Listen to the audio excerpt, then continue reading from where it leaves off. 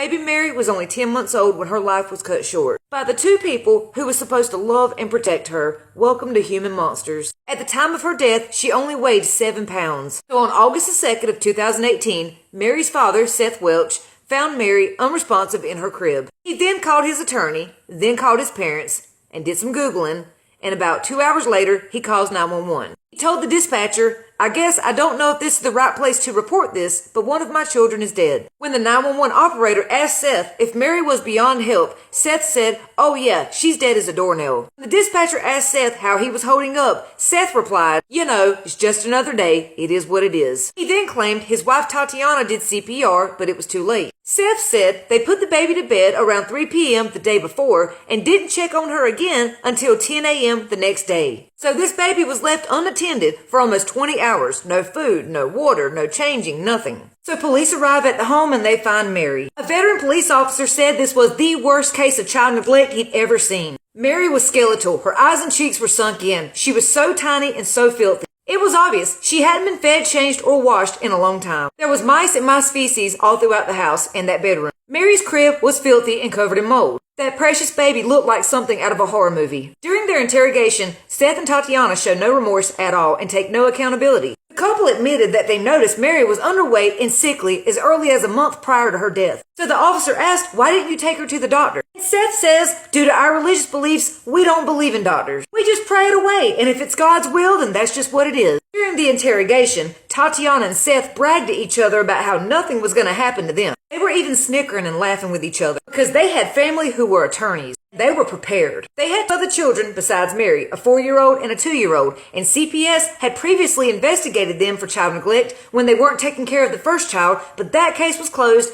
and forgotten. The police continued to investigate. Police find out their own family had reported them to CPS many times. The family told CPS, "Just look at their house. This guy wants to be a cult leader. They're using religion to abuse their kids." One relative told CPS, "You need to get these kids out of that home ASAP." But every single report was ignored. Now Tatiana was ride or die for Seth until they went to court, and then she flipped like a coin. All of a sudden, now that she's facing a life sentence, she claims she's a victim of domestic violence. She claims Seth was abusive and she had no way out. But Tatiana had a job and a car. And she confessed to the police that she would not give Mary any formula or food. There was plenty of food and water in this house. They chose not to feed this baby. Listen, I'm not body shaming, but these two did not miss a meal. So they sat there and ate in front of these kids knowing they were starving to death. And sadly, Mary paid the price. Both got life in prison without the possibility of parole. Their reaction went viral.